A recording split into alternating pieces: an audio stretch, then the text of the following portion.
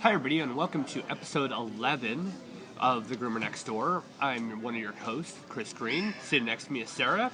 Hello. And we come to you from Studio MCD today.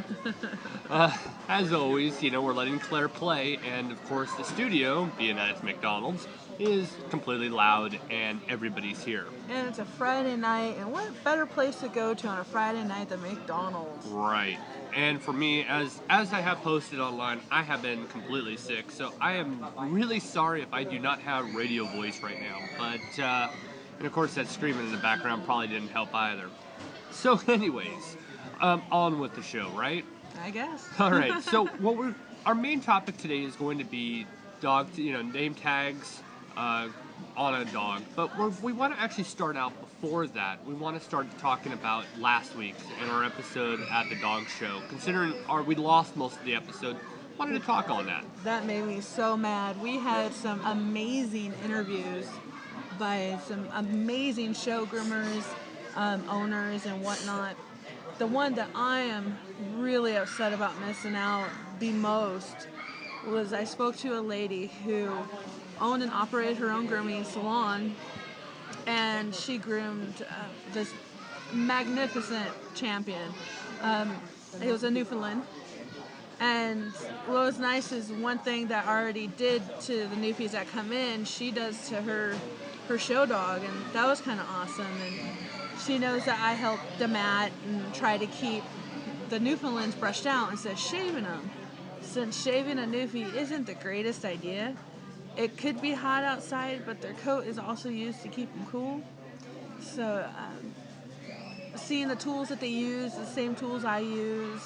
Being involved in that environment was just amazing. Seeing all those magnificent dogs. One thing I said in the podcast that we lost is that there is a purpose for these dog shows, and they love their dogs. They love their pet. Their pet ends up being a lap dog or couch dog, goes with them everywhere.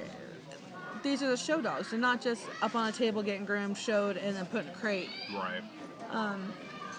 It was nice to see the actual amount of love these people had. And there is an importance on keeping each breed pure. Although I'm a very big fan of rescue. Whether or not it's a mixed breed, straight up mutt, or purebred. I know the state of Missouri has a rescue group specifically for Westies. And I like them on Facebook, and they're really cool people. But to understand the fact that having purebreds and breeders are very important, and there's a difference between breeders and puppy mills. Oh yeah. But it was just fun. And you know what? I've never been to a dog show before this one.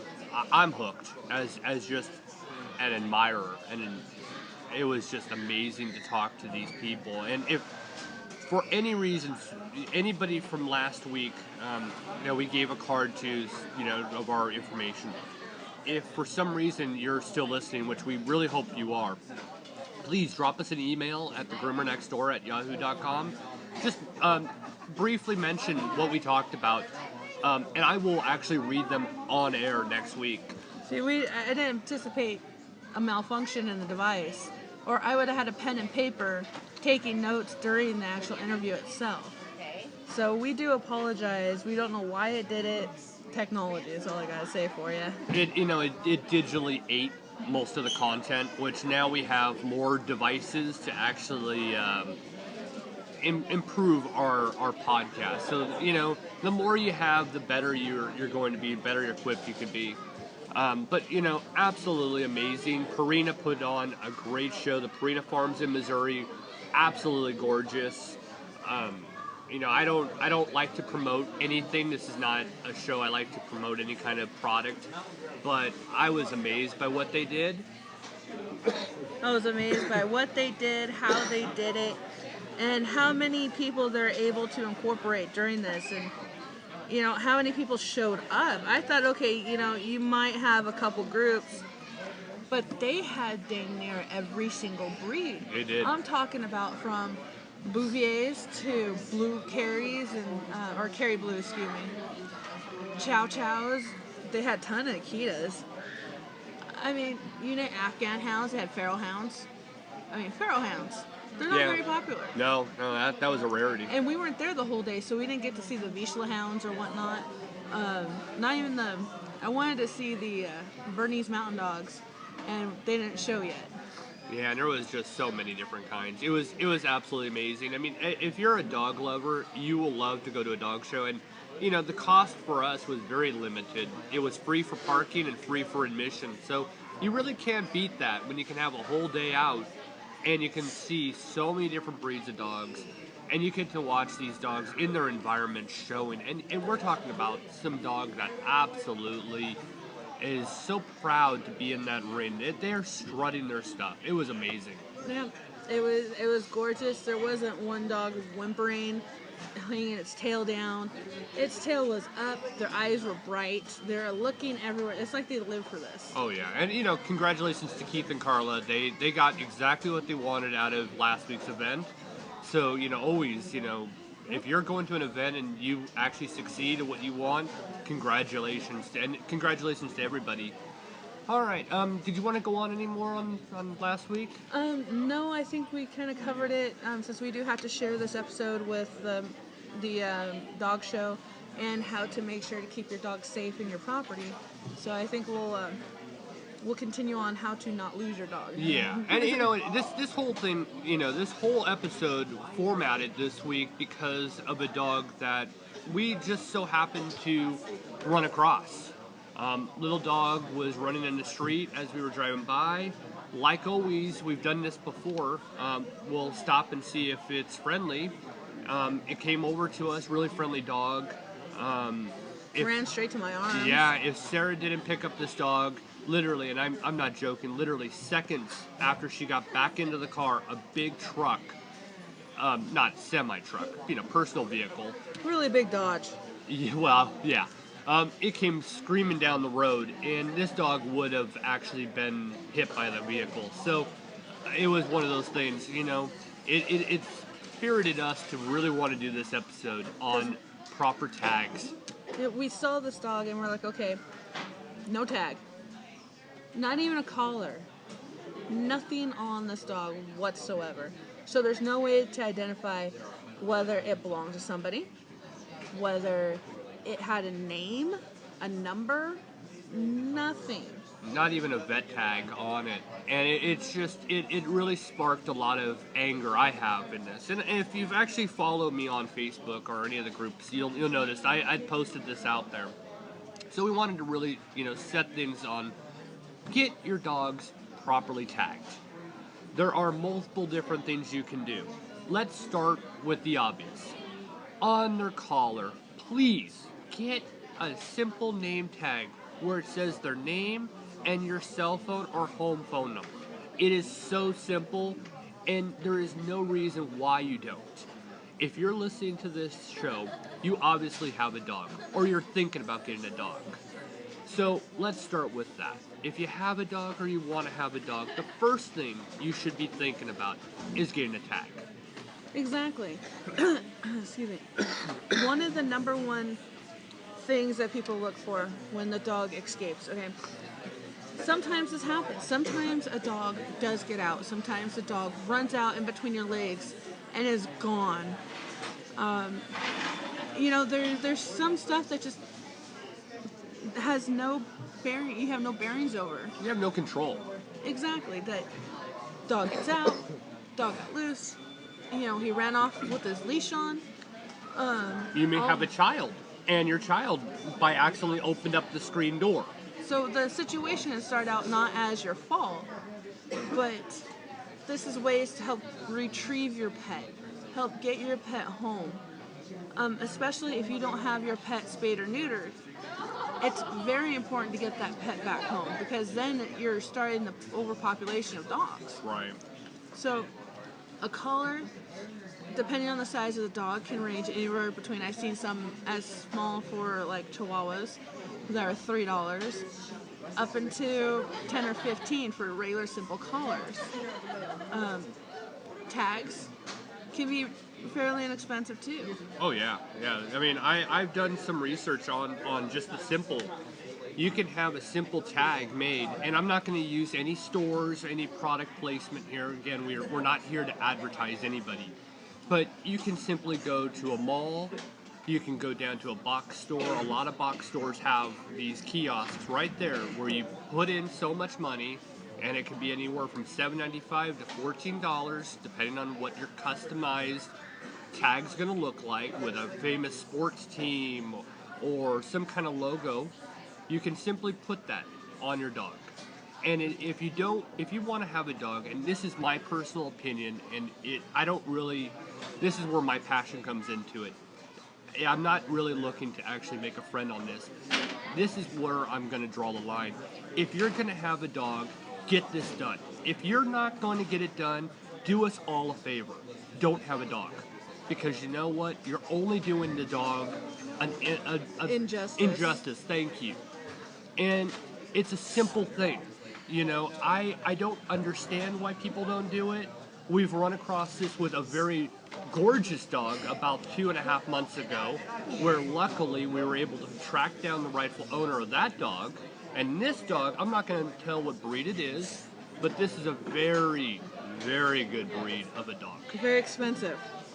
And you see their entire, savings for this dog or this money just go out the door. Down the road. Exactly, just gone. I know some dogs have irritation to collars, like they constantly scratch because of the collar. Yeah. There's other ways of going about it. You can get a harness. Well, we have a couple options. We'll go through them as they go along. Well, we're just going to stay on tags for the moment. Yeah, but the only way you can put a tag on is if you had a collar. So harnesses help generalize the fact that it's not digging into their throat. True. Or digging into their armpits or whatnot. So you can put a harness on that's properly sized with a tag on it. And that's if you want to go simple for just the tag. You're right. You're really right. I wasn't even thinking about the harness. Yeah, just so the dog doesn't get irritation from the collar itself. Very few dogs I've seen that have irritations. Roxy. Yeah. Our dog's like that. She has an issue with it, so I ended up getting her a thicker collar instead of the really teeny tiny ones. She seems to be doing a lot better with the thicker. But she's got her tags. And what's also really important too, not only put the actual name tag with the number on it so they can contact you, but put the rabies tag on too. Yes. Because by doing that, if the dog ends up biting someone and there's no tag whatsoever on it, they can put that dog down with no rhyme or reason. They don't have to go find you. Well, and there is an aggressive animal law that I think it's 2 strikes if I'm not mistaken. I know in California, and I only know this because of my grandmother, her cat bit her once, and if it does it ever again, the cat will be put down. Now, I'm pretty sure dog will probably be the same.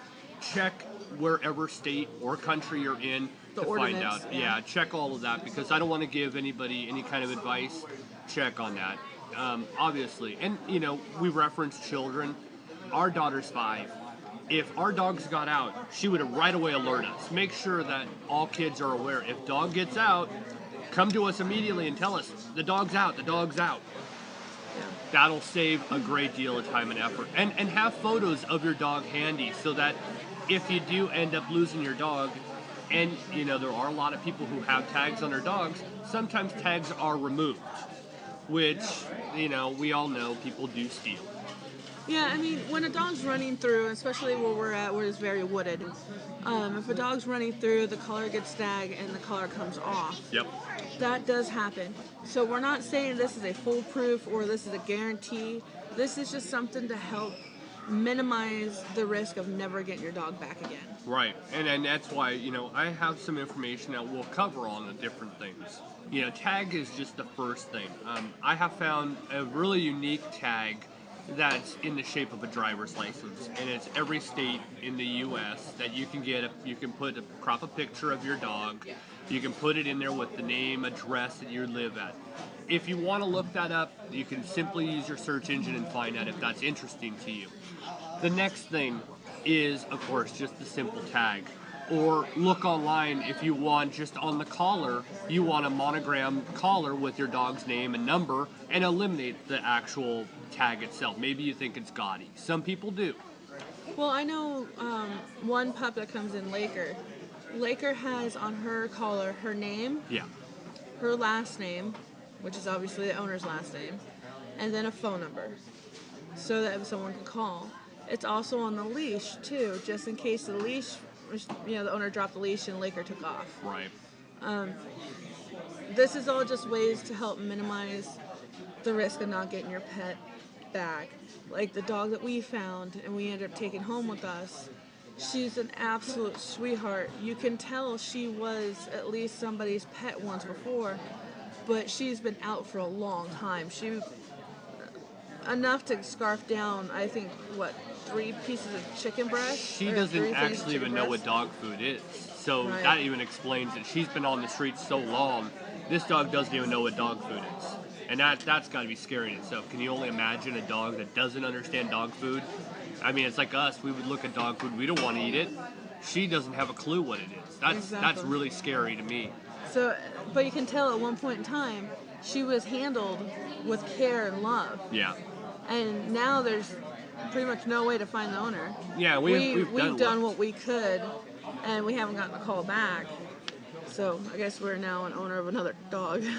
Well, and it's funny, 'cause But- she's smaller than the cats, but See, she has in her collar now.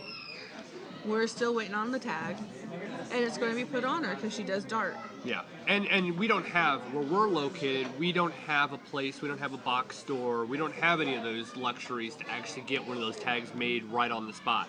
So it's a little bit more difficult. So if you are local to our area, you'll understand. It's not like you can just go down to any store and get it made. It's something you actually have to go and work Yeah. for. Oh, hey, there's a pet store. Let's go in and get a tag made. Yeah. We don't have that. It's not the same.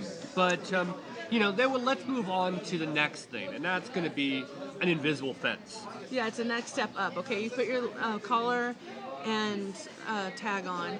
Okay, that's step 1. Here's another step you can go further. If you know your dog is a darter, you know the dog's going to run. Right. And and here's a statistic that I pulled up. It's proven trusted experience at 99.5% success rate. Now, of course, they do say professional installation, certified training programs, etc., etc. I'm not going to tell you who to go through. I'm not going to tell you that you can't do it yourself. This is all things that you can pretty much simply do on your own. You can look up, maybe one of your home and garden stores has product. I don't know, but maybe they have product that actually do this themselves, that you can do it yourself. Or there are many different companies out there that are local to your area that can come in and they can actually install this for you. Yes, you're going to pay, but it's still done. I definitely highly suggest let the professionals do it, because if something happens to your pet, you know that the company's the one that did it. If you installed it and something happened to your pet, that's all on you, hun. Yeah, it is. That is very true. And honestly, for all of us males out there who are married, we all know this. We have a honey-do list, and that is every male out there, we all have one. You know what? Don't be the one to do the wrong thing and get the pup lost, because you're not only losing one of your four-legged family members, but you're going to let down your wife. You're going to let down your kids. Leave it to the professionals. Unless you are a whiz when it comes to this stuff, or you do this for a living, then yeah, go for it. But, always easier to err on the side of caution, or CYA, cover your yeah. Exactly. I definitely suggest professional. It's just like trying to groom your own dog. Oh yeah, you could probably do it good enough, but it's not the professionals. You don't want to get that kind of attitude when it comes to something that's supposed to keep your pet in the yard. Right. Yeah, it kind of worked on the southeast part of the lawn, but not the other side. You know what I mean? Again, I'm going to just reference what I read online, and I got it from multiple sources, multiple people who had these products placed in there.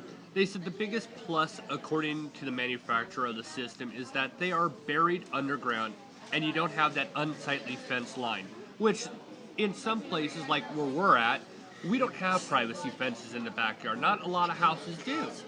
So we don't have it. Like when we lived out in Southern California, everybody had a privacy fence. You get out to the Midwest or even parts of the East Coast, and there's no room for a privacy fence. So if you put an invisible fence underground, it's not like saying, oh, well, there's that unsightly fence on the Miller's house that they're the only ones who have one. Yeah, or just a little stick sticking up. Yeah. So that can get knocked over, stepped on, broke. There you go. I mean, it is actually there for a purpose, and it's your favorite four-legged animal's purpose. And there's only one thing that I've ever seen that's wrong with it, that could possibly go wrong. And that is, yes, your dog stays in that area, but it doesn't alleviate other animals from coming in the area. So just be on the understanding that, yes, you can keep your pup in your perimeter, but you can't keep others out because of the obvious little device that's on the collar. Sorry, this noise is distracting me. Oh my gosh. It is quite hectic in here. There's a birthday party. There's a lot of things going on over here. So, and then, we'll finalize on the other thing. If you don't like the idea of putting a collar on your dog or a harness on your dog or anything that you don't want any unsightly thing on your dog besides that sweater that you knitted yourself or something like that, then there's only one other option. And really simply, I've talked to a lot of you pet lovers and owners, and most of you actually do all three of these, but the last one is the simple implant. And it really is the best way to go. I mean, our daughter will have a GPS on her. Not implanted, but we will have a GPS on our daughter. Well, the problem with the implants that I see on my end is that some implants can only be tracked by certain monitors. Yes, that's true. And you'd have to be lucky if that veterinarian is carrying that specific monitor. I know when I worked in California, the veterinarian that was inside the store that I worked at, when they put a microchip in, only their particular monitors can pick it up. So then it becomes useless unless they take them to that particular veterinarian. So yes, it's a good idea, but I don't see how that's any more effective than putting a collar and tag on. If people don't like putting it on because it looks, then, guys, you gotta rethink this dog thing. Why have a dog? You know? And this is one of those heated moments. I mean, we're gonna probably the most heated that we'll ever be on an episode is really where we're at. We're not trying to offend anybody, and we don't want to offend anybody. But when you're in our line of work and you see the destruction that can happen because somebody doesn't keep their pet in their yard, I've seen numerous dogs hit and killed on the side of the road. Well, yeah. We groom dogs for a living. We meet dogs for a living. We grow to know them for a living. And then you drive along and see that dog hit by a car?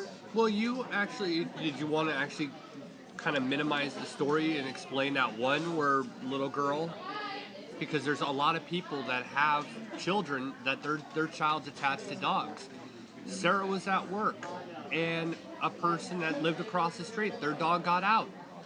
Now, an invisible fence would have probably helped on something like this. Yeah, this dog was not very well trained, but she loved her family. She loved everybody, and she stayed in her yard pretty okay. She did dart off quite a bit, but the dog ended up running towards the dad, across a heavy populated street or used street. Yeah. And right in front of my eyes, right in front of the little 8-year-old girl's eyes, the dog was struck and killed. Right there in front of the child. So take this into consideration, folks. This is not that we're trying to call anybody out. You're listening to this. If any of this stuff sounds like this could be you, just know, we're not saying you specifically. We're saying this could be you. We're trying to give you guys as much insight as possible. So you don't go through the heartache. Right. You don't go through the heartache of explaining to your children, hey, the dog ran off because, mommy or daddy didn't watch it good enough. Or, we probably never get it back because it didn't have a leash or collar on it. or tags and collar on it. You know, try to minimize the heartbreak of going out, driving, trying to look for your dog that darted out and ended up getting hit and killed. Right, and we've had people come up to us in our house and they've stopped and said, "Hey, have you seen XYZ type of dog? It has epilepsy, or it has something wrong with it, and we need to give it its medication." Look, you're probably a great pet owner, and this stuff happens. All we're saying is we're giving you the opportunity to think. Maybe we could do more to protect our pet. And you know what? Our daughter, she's used to having our pets around. So if one day one got out, one was killed, or whatever, as long as we've done everything we can to actually protect them like we protect her, then we're doing our part. And if our dogs one day will pass away, that's part of life. But at least we can say, well, our dog died because of natural causes. We've all lost pets. Sarah and I, we've lost pets over the years. We've been together for 10 years and we've lost quite a few pets. We loved rabbits at one time, and we unfortunately saw our rabbits die. And see, we've always been big fans of the rescuing, and so we never rescue puppies. We always rescue older dogs. Yep. And that's what happens. We end up losing them. And then being groomers, we get attached to our clients. Yeah. And knowing that one got out and killed just tears me apart. Oh, yeah. Because it's a useless death. It's a death that didn't have to happen. And simply, nobody really talks about this stuff. We're the only people out there who are sitting down doing this type of podcast, this internet radio show. We're the only ones out there doing this. So, you know, we could simply attach tons of commercials to this and make money off of it. We're not doing that, folks. We're trying to give everybody something for free so that maybe what we find out, we give to you that maybe helps you. If it helped one person in this episode, then it worked for itself. Yeah, invest, you know, less than $20. I know that your dog is worth $20. If the dog's not worth $20 to you, find it another home. A dog's not for you. Well, yeah, because the food, you know, I'm not going to say that the companies out there to avoid. I'm not going to say to only buy this company. But, you know, food for an animal, toys for an animal, protection for an animal, it all adds up. It does. So if you don't want to, if you're just rolling your eyes at us right now, then you probably don't want to listen. But seriously, you can't do this. You don't deserve a dog. Right. And, you know, like I said at the beginning, this is going to be a very heated one. And, you know, you may not like some of the things that we have to say. And then I'm sure we have a lot of people champion over what we're saying right now, saying, I'm glad they're saying it. And I'm sure there's a few of them that are saying, I really don't want to hear it because I am at fault for all these things. That means I actually have to put effort out and go do it. Right. And, you know, I'm sorry if you feel that way, and I'm sorry that you feel like we've called you out, but you know what? We're not calling you out. We're calling out the actual stereotype. And, you know, last thing I'm going to say on the implant, you know, again, I did all these little things of research. You know, Sarah made a great point about the tracking. You know, it has to be radio frequency identification. Make sure that it's universal, that you can use it no matter where you go. Do your research. We say it all the time. Use the fancy website called Google or Yahoo or whatever search engine you're using. Use it to your advantage. Mom, I tell you this all the time, and I know my mom, if she's listening to this, she's probably going, oh great, thanks son for calling me out. But I tell my mom all the time, use that fancy website called Google, it'll help you. And I tell it to everybody who listens to this show. Look on your search engine, look at everything, find out the information. Okay, you may miss a couple hours of TV in a week, but you're going to learn something. And you know, a microchip, it says they cost between $30 and $50. Not that much money. And there's an additional $20 to register your device. If that's the case, it's not that much money, folks. we would do it for our kids, right? Do it for your pets. Now, one thing also about the microchipping, you gotta realize too, it's a little itty bitty teeny thing. They put it in a needle, stick it in the skin, shove it in. Yeah. Okay. It does not stay in one place. It can travel.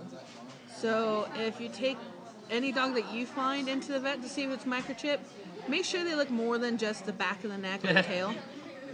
Check everywhere, because those things travel. I know this one black lab that was owned by this vet tech. Put it in at the base of the neck, or in the neck. It ended up at the base of the tail. So these things travel. Just remember that. Not very many people understand that or know that. They think you put it in the back of their neck, it's going to be there forever.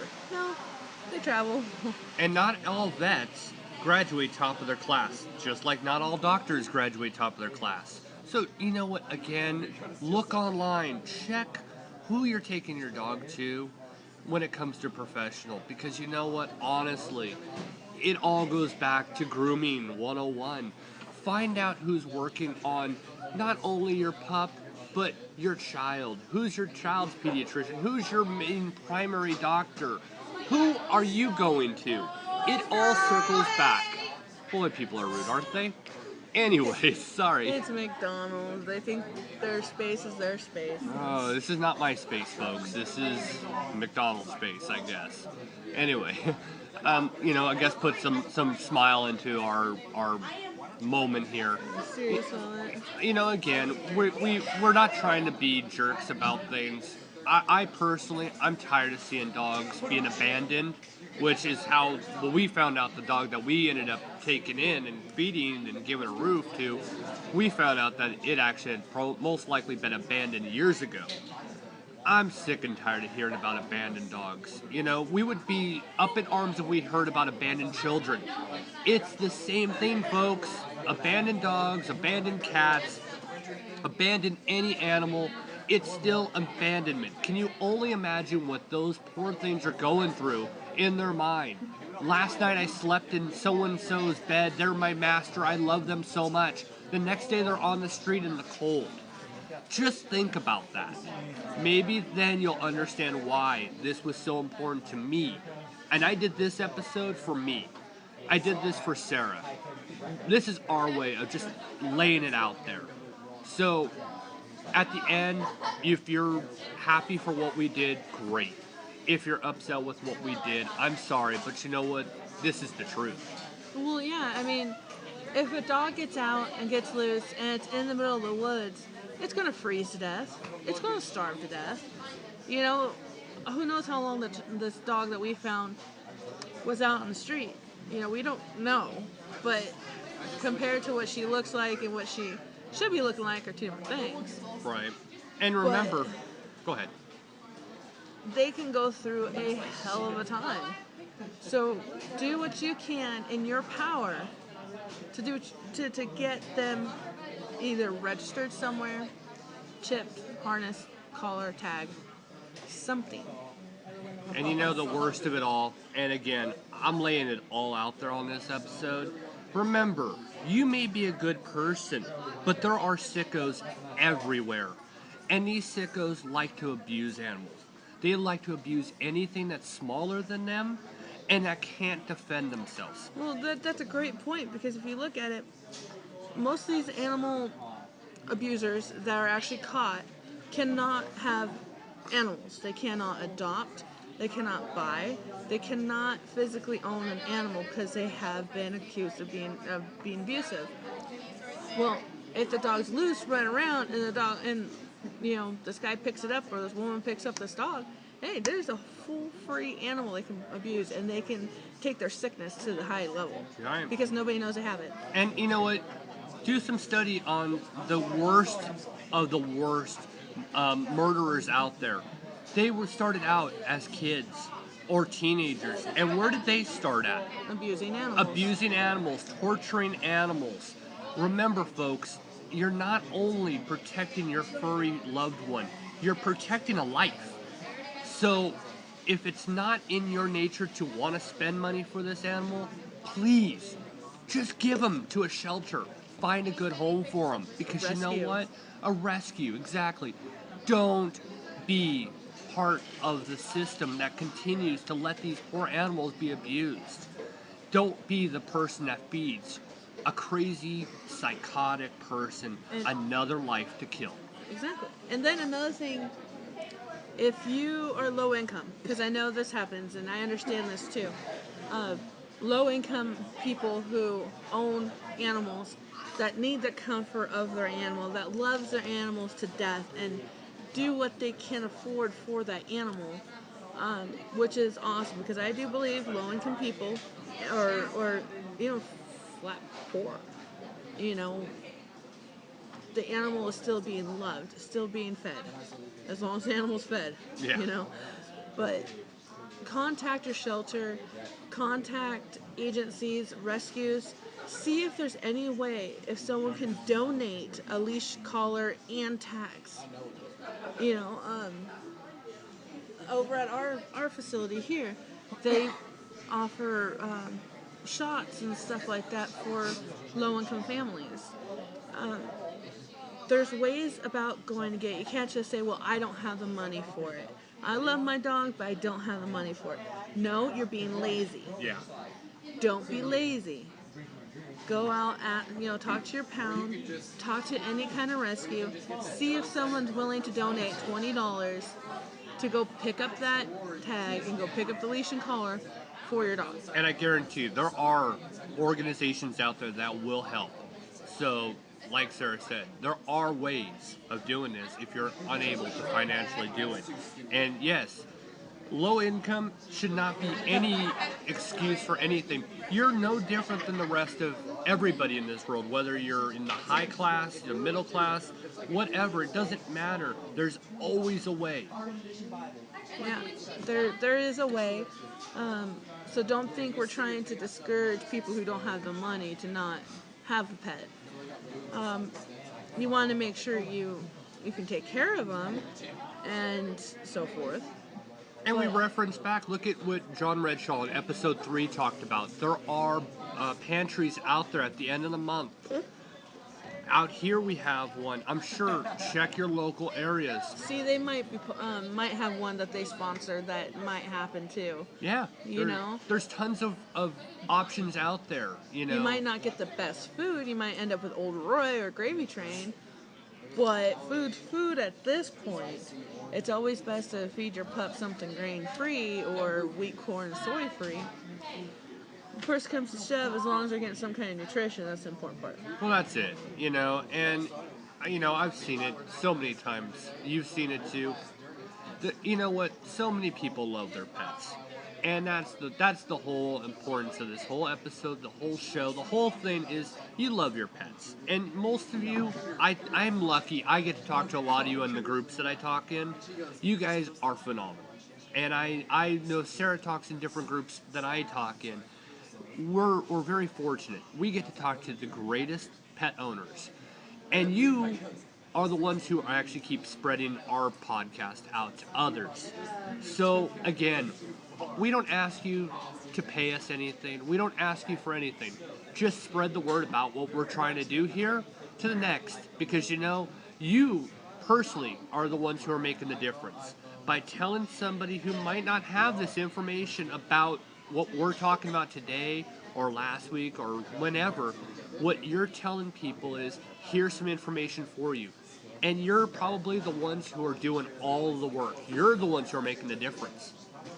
Yeah, I totally appreciate everyone's input. You know, there's been quite a few people asking us to cover certain subjects or to continue on others. And I know one guy asked for structure. So we're trying to add a little more structure to our podcast. Remember, we are kind of rookies at this. This is only our 11th time, but I think we're doing pretty good. But I strongly suggest try to connect with another animal community through Facebook. Oh, yeah. Seeing other people's dogs or cats, you know. And sharing information and stories, that's a good way to learn too. Yeah. All right, guys. Well, we've run really late this time. We're at the almost 40-minute mark. So anyway, thank you guys for the extended episode. There was a lot to cover this episode, and that's why we wanted to do an extra long episode as well. So I'm Chris Green. You know what? Have a puptastic week. And I'm Sarah Green. Make sure everybody knows life is short. Play with your pet. Have a good week.